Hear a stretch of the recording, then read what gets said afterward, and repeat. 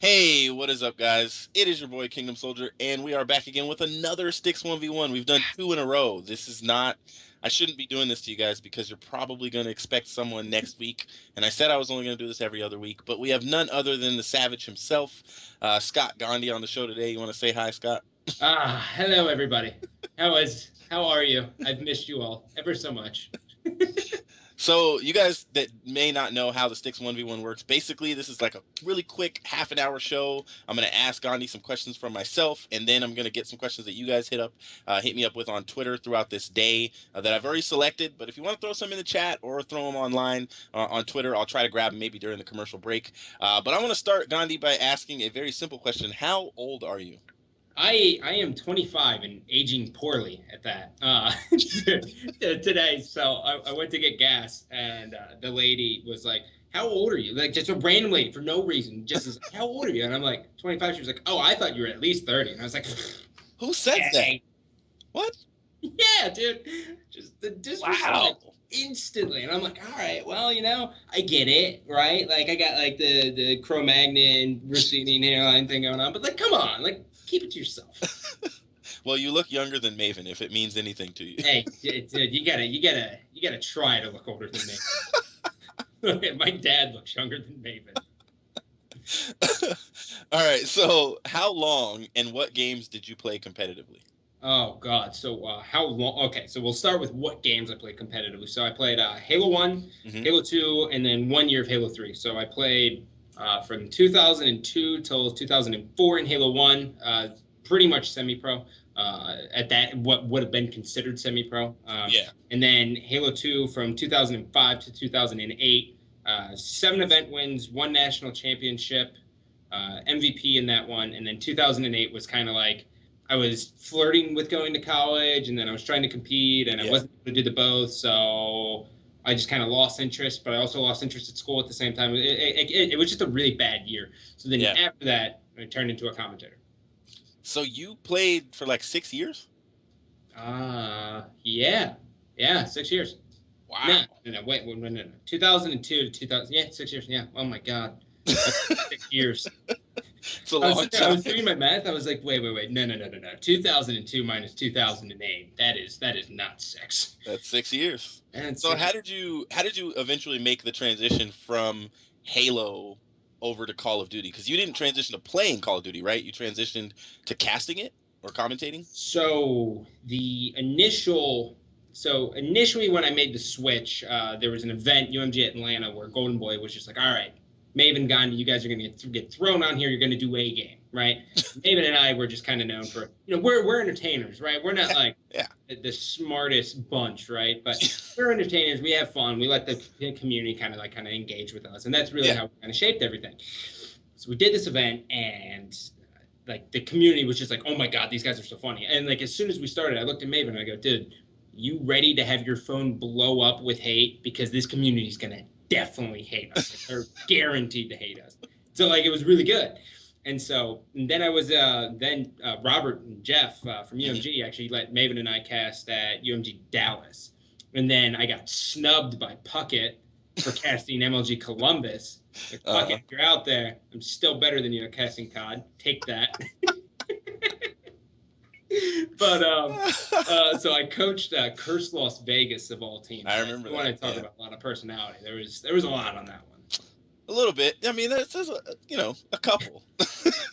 I just love how the entire scene's the exact same. Like everyone's the same.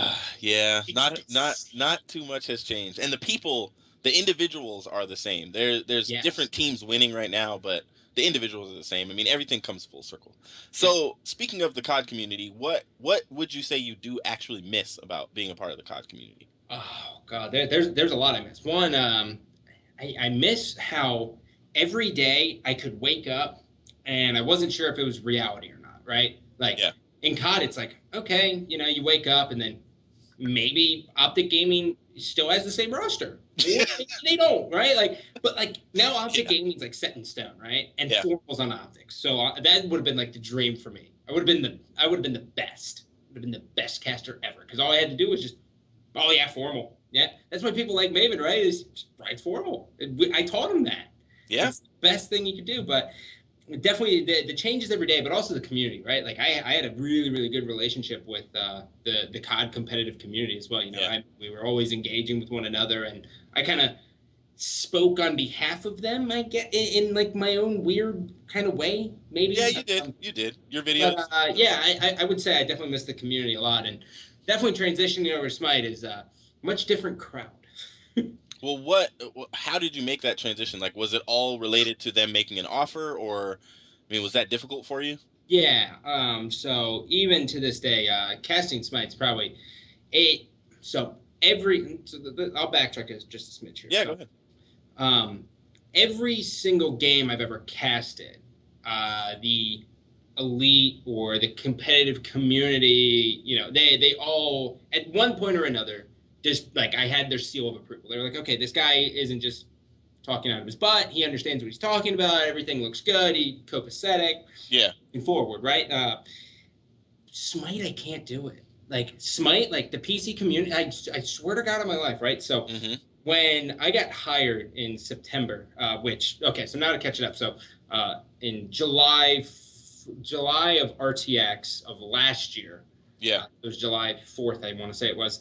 I did an event there, and some of the guys from High Res were there as well. Bart, who's a co-commentator of mine, he was there as well, and he was basically like, "Look, man, there's a lot of premium stuff. We love the work you do. Why don't you come over and try it out, and we'll give you a full-time gig?" And I was like, "Okay, perfect," because the life of a freelance caster at the time was awful. I mean, it was like you either get a $500 paycheck or $1,500 paycheck, and you lose 40% of that to the government, and then you know you pay rent, and then you eat grass for a week, and, right? Like I mean, that's pretty much how it was. So I took the opportunity, but so as soon as September 2nd hit, right? Yeah. It was learn 60 gods, 5 abilities, and 300 60?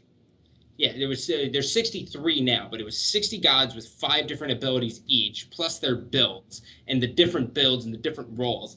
And it was like, all right, let's do it. And at first, like, I was so antsy to just get on there, which is probably the biggest. If I could probably go back, I would probably have waited. But it was like the second or third week. I was like, dude, I think I know enough. Let's just throw me on there. Worst case scenario, right? Like people will just see me get better over time, right?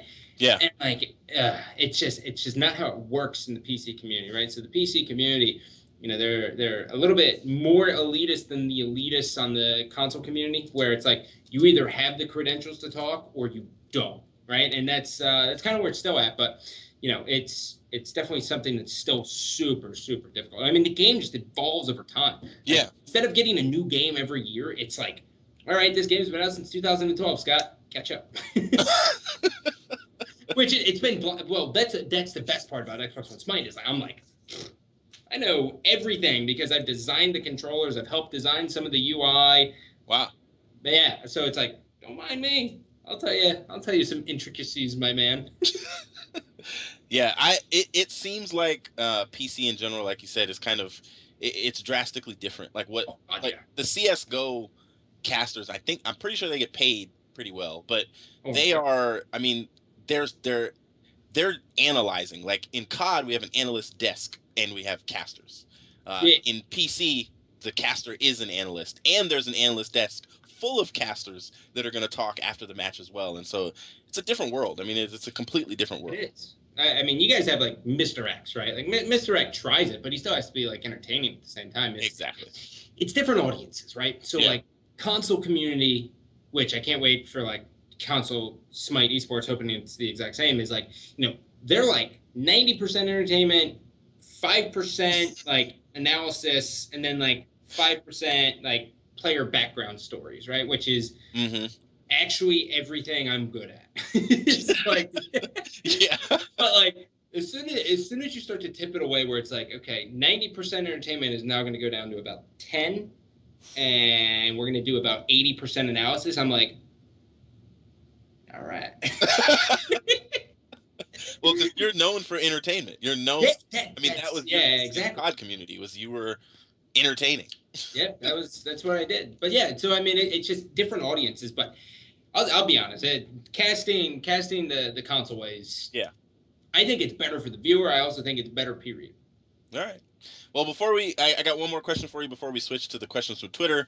But these 324 people that are in the chat, I'm going to give you guys an opportunity. We are going to give away the first of many Smite beta codes that we are going to give away. Thank you very much, Mr. Scott Gandhi, for sharing those with us. Goalie is going to place them in the chat. So if you guys are sitting there, you're like, open up your Xbox, be ready. Now, where do they have to download the code itself? You can just go to redeem code, or you can go to xbox.com/redeem a code. It's probably faster to do it with your mouse and keyboard. Actually, it's definitely faster. So xbox.com/redeem a code in the store, and fire it up, get ready to Control-V it, and then call it a day. All right, I'm going to count down to 1, and then Goalie's going to post them in the chat, and we're going to continue. Sounds like Goalie started posting, so have fun, guys. I was gonna do a countdown with like we're just gonna keep going. So I do have one question for you. One more question from myself, from the outside looking in, because you have been on the outside of the COD community for a bit. We still consider you the most well-known Savage that there is. Everyone, when they talk about your favorite casters, your favorite duo, everybody goes back to you and Golden Boy.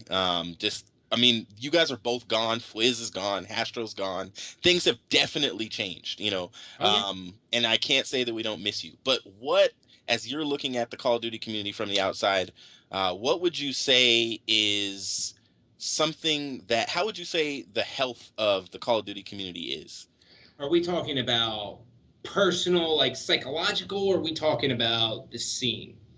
Any of the aspects of the scene. So you can talk about the scene itself, where we're at with our tournaments in MLG, and you can talk about the players and all that. Okay, so here's my full spiel in the sense of Call of Duty and everything, right? So I actually had a good conversation with Maven about this, right? So I called up Maven. I was like, hey, man, what the hell is going on with this Twitter feed, right? Like, it was the day where everyone was talking about the stunted growth of COD and how, Activision, yada, yada, yada, and platform, blah, blah, blah, like, right? And so, like, and with all due respect, and I'm going to go ahead and put some stuff into consideration here. So, number one, you guys don't hit 100,000 viewers for one event, and it's the end of the world.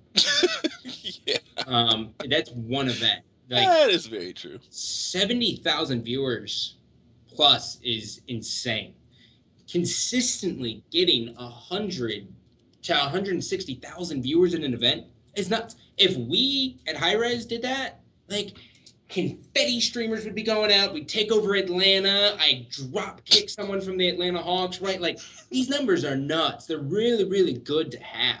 Yeah. Right? So, like, you guys have a great live presence, and you can't compare yourself to Counter-Strike Go. You can't. You can't compare yourself to games that have a worldwide population. You just can't do it. And here's the problem, right? Good point. So when you look at the demographics for where Xboxes get sent out to, right? 70% is North America, right? 20% is like the UK, and the rest is the rest of the world, right? Yeah. You guys have like nothing compared to the Russians and everything else, right? Like, the population that these other games can reach out to is just greater, right? Mm-hmm. And that's just because of console market. You guys dominate North America. Yeah. And what's funny is you guys are still the third largest esport, but since it's not on Twitch and people don't see it, and there's this weird league, it's like you guys just like lose track of what you have, which is really weird. It's really weird. Now, when we get into talking about like leagues and rule structure and team changes, that's where you guys suck, is because team changes are just awful. They are terrible. It is the worst possible thing. Like, it's the one, like, I miss making videos, right? Like, I miss making videos about changes, but like, for PC Smite, it's so nice to know, like, oh, this guy just made a roster change in week 4. Okay, he's allowed to do that. All right, we'll approve it, and that's it. Like, that's like the most I got. Yeah. Right? Like, the team changes, but I just don't know how you do it. I don't know how you handle it, minus the fact that maybe all trades get approved through MLG kind of thing, but then it's like, I don't know. I think that's one of the things we get away with because we're the developer, the publisher. we crowdfund the events, and we run the league. I think that's kind of like, maybe that's why, but that's where I look at it. I think you guys are very overdramatic in the sense of the health of your scene. Well, thank you for the savage talk. I agree 100%. And it's good to have an outside perspective looking back in. If you were still around, I'm sure you'd be talking about all this stuff. But the over dramatic piece is really important that people hear. And that goes from bottom to top. That goes from viewer all the way to pro player, to owner. I mean, the only lack of drama we see in our scene right now is from MLG. Those guys, Puckett, Maven, Mr. X, you don't see them, all the guys, Brian, Ron, you don't see them being overly dramatic on Twitter, even if Twitter is being overly dramatic towards them. Yeah. Sometimes Adam Apicella will defend himself, Apicella has more pride than 17 lions put together, man. It's what he is, man. He's super passionate, and you can ask anyone across any scene. You can ask someone from Twitch, Azubu, whatever it is. Everyone looks at Adam Apicella as just like a workhorse who's like this mystical creature who somehow just gets everything done. He's a legend inside of the esports community, and he will end that way as well. And when he's kind of aimed at and targeted, he doesn't just necessarily let that roll off. He says stuff and he defends himself. All right, we're going to take a quick commercial break. When we come back, we're going to give away another 10 Smite beta codes. So tweet it out. Stay in the chat. We'll see you guys on the other side of 90 seconds. Hello, and welcome back to basically an honorary Savage Talk with me playing the host. You set it up for me easy enough, right? It's routine. All right, so here's the deal, guys. Before we even get started with the questions from Twitter that you guys submitted, I think I have 5 of them, and I'll look for any other questions that you guys send in. Somebody asked, how much does... Whoa. Oh, sorry. I thought nice. You were doing codes. Oh, that was cool. Somebody asked, how much does Gandhi miss nade shot? How much do I miss the nade? Nade's good people, man. I was actually a little bit bummed out when I saw him retire, but the guy's been so not stressed, but I mean it takes a lot on you, and I'm sure it's good relief for him to actually step down. So I'm glad he's in a happy place, right? That's all you can ever wish for. Yeah, he's been a little more vocal since his retirement, but that's good. All right, so we're going to give you guys 10 codes. Goalie's going to start posting them in the chat. We're giving away 10 codes, so have your xboxlive.com open and be ready to type in this redemption code. Goalie's just going to start typing them one by one by one by one. And this isn't the end. We have even more to give away towards the end of the show. So stay tuned, stay in the chat. The next ones we give away, just to give you guys a warning in advance, they're going to be... Why does people keep saying it says Kingdom Soldier on... Oh, okay. Jeez. All right. Thank you, Goalie, for fixing it. So the final ones that we give away, we're going to actually give away on Twitter. So make sure you guys are following TheSTiKSLive on Twitter. It's at TheSTiKSLive. If you are watching this on MLG, you can scroll down and click to follow. All right. So getting into... Have fun. Hope you guys win. Getting into the questions from Twitter. The first one comes from... Calchester at Reds Feet 9. It's a terrible name. The question is, what is your favorite moment casting? Ooh, that's a tough one. Favorite moment ever casting? It was probably G3 when I took my shirt off. That 45-minute block, that was actually probably. That's when I knew how much power I had, right? So that 45-minute block. So it's there's Xbox One complications on top of a monitor issue. And I remember everyone at the time was complaining about how many ads are ran and stuff like that. I just remember I hit my cough button and I go, I'm not going to an ad. I'm just going to fill this out. And I looked at Benson and I was like, Benson, we're filling this. And he was like, all right. And so I just remember sitting there making really average jokes that people laugh at, right? That's kind of the thing. And then I just remember someone was like, take your shirt off. And I was like, you know what? I'm going to do it. I'm going to do that. I'm going to be the guy who is not only going to take his shirt off, but I'm going to own it. And I'm going to look good doing it. And that's definitely probably my favorite moment today. Yeah, it's very memorable. So the question has been asked. It was I don't think I asked it of you. I might have on Twitter. I don't remember. But did you know you were leaving, and were you taking a risk in any way by doing that? Like, did you know that they might pull you off from casting if you did that? Yes. And Yes. you took now, and so here's my question: did you take the risk because you knew you had a job in hand, or were you just being Oh, risky? oh, are you talking about with high res? That no, like when you pulled your shirt up, like Yeah. when you did that, did you know you already had a job with Smite? No, I did So not. you were just taking a risk. That was a full blown rest. Now, keep in mind, I was sitting there and I was like, if you can find the VODs, which I'm sure Chief Finity There, has yeah, deleted, there. but like, if you find the VODs, it's like I'm like, do I get fired if I do this? And Benson's like, nah, man, you're fine. I'm like, I just need someone in the backside to come in my ear and tell me that this is okay, and I'll do it. And so like, I just remember it happened, and I was like, all right, you know what, it's go time, and I just And that was it. Just happened. that was it. I didn't care about like it could have been an intern hungover, like Yeah. first time ever running a switcher, and I would have been like, okay, whatever. Someone gave me the go ahead. Wow. Well, you definitely you left your lasting mark on on the God community. No one will ever forget that was watching. It was talked about for a long time. Still is today. All right, next Yeah. question comes from Pharaoh at I'm not even gonna read that. It's like Smitty or Smitey or something. Yep. With an X at the beginning. And it says, will Halo ever return to its glory days like it was back in Halo 2 and 3 on MLG? TBD, I think is probably the only way I can answer that. In the sense of one, I have the utmost confidence in 343. Oh, they're showing the VOD on on the stream. Goalie showing it. All right, go ahead. Sorry. Oh, fine, go ahead. So I Halo, think will it it's come back? I think it's TBD, and I have the utmost faith in the guys at 343, but it's really hard for okay, so there's a lot of different things, and my perceptions change on a lot of different things since Yeah. working on the dev side of things, right? So I can, with full confidence, talk about Smite on the Xbox One because I've been there for every single step of the way and seen every different iteration and what's to come, right? Yeah. So, like, for an example for that, like, we release a patch. By the time we release a patch, we're already working on our next patch and already having different changes based on community feedback and everything else. So I can see how everything turns.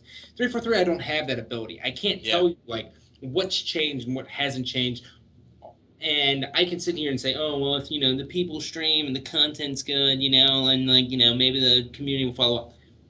It's a shot in the, it's just a shot in the dark, man. You got to get completely, not lucky, but you have to have everything in line. You have to have Yeah. marketing there. And Microsoft is really, really good about, pushing esports in their own way, whether it's COD champs or, the global championships, right? Like, they do a good job, and when they do it big, and it catches a lot of eyes. So at least there will be hopefully something in parallel with that. But I think Halo should be fine, man. Like, Yeah. it really just depends on if, one, I steal them all the way over from Smite and there's any scene left. And two, if the community wants it. And if the community doesn't want it, then I take them to Smite and we call it a day. Now, what is your have you played Halo 5? Yeah, I played the beta. Was it to your liking? Can it be competitive? Yeah, any game can be competitive, right? So here the fun part is that any game can really be competitive as long as there's money behind it. Yeah. And people just go, oh, okay, I can justify my time. That's the key. As soon as you can get someone to justify spending 8 hours playing a game, it's whatever, right? It's really true. If we logged on to MLG.tv or Twitch.tv and we saw Peggle 2 being played and the title said $1.6 million Peggle event, we'd go, you know what? Click. Yeah. And we'd watch the shit. And we'd be like, oh, yeah. dude. You're right. The casters would have like some like crazy analysis, like, Peggle okay, casters. when you line up this when you line up this shot off of this door and it hits off of this, knocks this light out, you get the maximum points. But you have to hit it at the exact pixel, right? And so now you're sucked in and you're like, oh my god, so into this, right? Like, that's all it is. But like, for the competitive guys, yeah, they need the things that work, right? Which that's another reason why it's TBD, right? It comes down to respawn game modes are such a pain because of respawns, right? Like there's not one central point that you always go back to and spawn. You always you're spawning based on your teammates or based on the fact that this guy has a 50 cal looking at you, so you can't spawn there because the projectile is the size of a Cadillac, and then it's that stuff like that. So I'm not. I think it should be fine. That's actually a good point. I never thought about how hard it is to create respawn game types that actually are competitive. Like, you heard we got rid of CTF, right? Mm-hmm. Yeah, and part of the challenge of it was just you couldn't really control spawns. I mean, there was no on Advanced Warfare, because of the mechanics of the game and because they created the game, and they've been creating Call of Duty games probably since Ghost, but maybe even back to Black Ops 2, really focused 100% on preventing things that pro players can do in their sleep, like spawn traps and stuff like that. And once that kind of went away, and now you can't have a CTF. Hopefully we can do it on Black Ops 3, but we'll see. There's a lot to go into the equation. Yes. All right. This is a really simple question, but it is from Jordan PTYC. A diabetic wolf is his Twitter handle. And he asked, do you miss Call of Duty? Of course I did. You guys are a huge part of my life, man.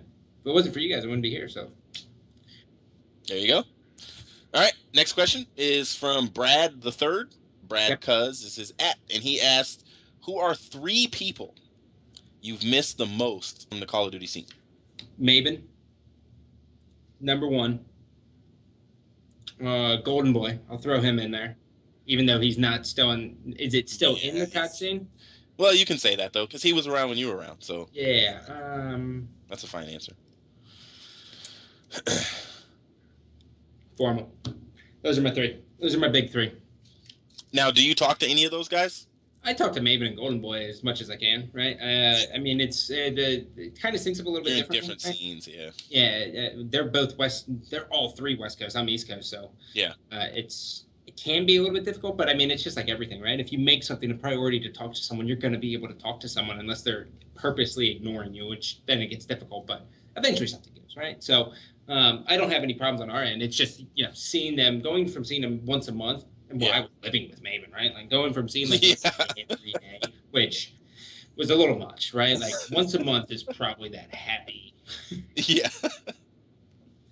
No, Formal's doing great. I mean, he is. That dude is doing his thing. It would be nice one day, miraculously, to see you at an event. If somebody randomly would pay you to be there, but it'd be cool. There's always a chance. Yeah, it'd be cool. All right, second to last question. The last one, I don't know what I did with it, but I remember the question. Second to last question comes from Spider @ Stu Not So Little, and he asks, can you please explain what Smite is as a game itself? Okay, here you go. Here is the normal pitch. Normal pitch that a Call of Duty person would understand. It's Gears of War played on the League of Legends map. Right? So Summoner's Rift, which is the League of Legends map, so it's 3 lanes divided by a jungle in between, but using the Unreal Engine, right? So normally, a MOBA, which is a massive online battle arena, normally a MOBA is played from an isometric view, so the top down. So you see the head of the guy, and you see and you just click, right? So for our game, we can use it with a controller. We can use it on a keyboard. Right? We use WASD on the PC. We use our sticks and everything else on the controller. Ours is you're playing a shooter, but you also have abilities that enhance your god depending on what you use. So this massive online battle arena, short MOBA, the idea behind the MOBA is simple. You destroy the enemy team's base. We call it a Titan. League of Legends calls it the Nexus. And Valve calls it whatever the hell Valve calls it, right? I can't. Dota's way too much for me. So the good thing about our game is that, and why it actually has translated so well onto the Xbox One, is because we have this third person over the HUD camera, right? It's right behind you, and you feel like you're shooting, right? Like you're shooting and you're dodging and you're lining up your abilities and you're in the action. It's very, very fast paced. Our games don't go, there's games that go like 45 to an hour. But our competitive games right now, it's stapled at 29 minutes is our average game length. 29 minutes, and that's just for one game. And so that's really how we kind of base our schedule around we accommodate for 30 minutes now. Yeah. And so the good thing about it is there is no one team who has one player who carries them. That's not a thing. So let's look at it this way, right?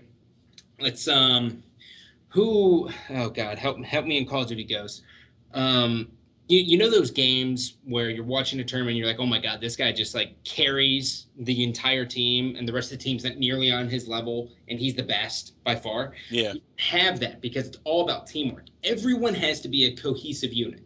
So you have a support, you have an attack damage carry, you have a mid who's normally a mage, depending on what the meta dictates. Yeah. You have jungler, and then you have a solo laner, which he can be either a tanky warrior, he can be an assassin, or he can be a mage, right? Mm-hmm.